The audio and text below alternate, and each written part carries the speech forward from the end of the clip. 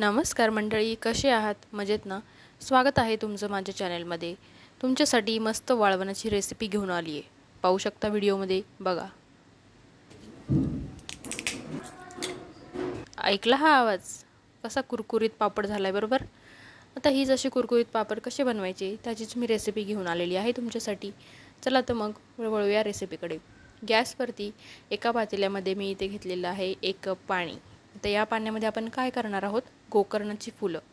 गोकर्ण तुम्हाला माहितीच असेल, त्याची फुलं, जांभळ्या रंगाची फुलं जी असतात ती मी इथे सुकवून घेतलेली आहेत आणि ती आपण याच्यामध्ये पाण्यामध्ये जी आहे ती चांगली वाफवून घेणार आहोत, जेणेकरून आपल्या पाण्यामध्ये त्या फुलांचा रंग उतरला पाहिजे. साधी पापड तुम्ही नेहमीच खाल्लेली असाल, पण या रंगाचे पापड कधी तुम्ही खाल्लेत का? नसतीलच खाल्ले. आणि जर खाल्ले असतील तर कमेंट करून सांगायला विसरू नका बरं का.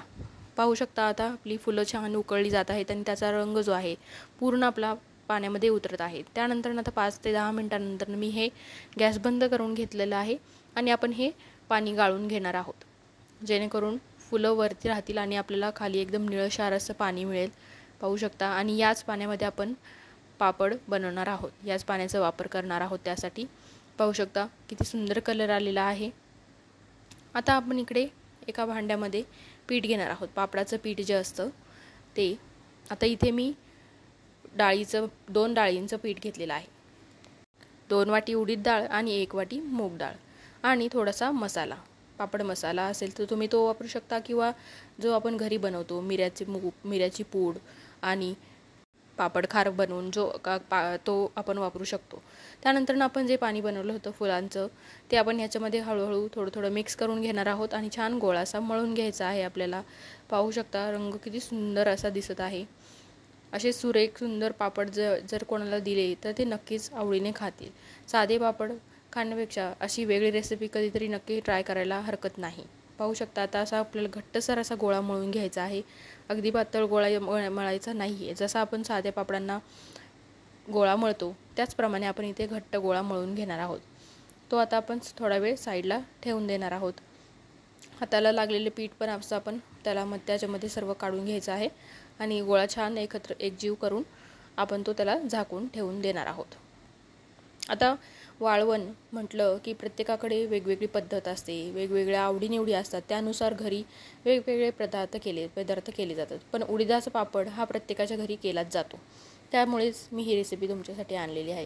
आता पाहू शकता पीठ आपलं छान मुरलेलं होतं. आता घट्ट पीठ आपल्याला हाताने जास्त मळता येणार नाही चांगलं, त्यामुळे मी ते खलबत्त्याच्या साहाय्याने त्याला कुटून घेत आहे, जेणेकरून आपलं पीठ एकजीव होईल आणि छान पापड त्याचे होतील. पिठाचा गोळा घट्ट असल्यामुळे आपण याला थोडंसं तेल टाकून खलबत्त्यामध्येच कुटून घेणार आहोत. हाताने जेवढं आपण त्याला जर आपण असं हाताने मळायला गेलो तर तेवढं ते छान होत नाही. पहिले आपल्याला छान कुटून घ्यायचं आहे आणि मगच आपण हाताने मळू शकतो, जेणेकरून आपले पापड छान असे मऊ लाटले जातील आणि जाड होणार नाहीत आणि एकदम फाटणार वगैरे नाहीत.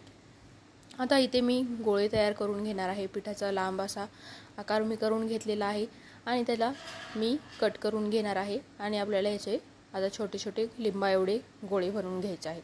काही लोकांच्या इकडे मोठे मोठे पापड खाल्ले जातात, जणू काही चपाती एवढे. तर काही लोकांकडे एकदम छोटे छोटे पापड खाल्ले जातात. काही लोकांकडे मीडियम आकाराचे पापड बनवले जातात. तर तुम्ही त्याप्रमाणे आकार जो आहे तो बनवू शकता. डायरेक्ट तुम्हाला जर लिंबा एवढा गोळा बनवायचा असेल तर तुम्ही तो बनवून आणि तो लाटून घेऊ शकता.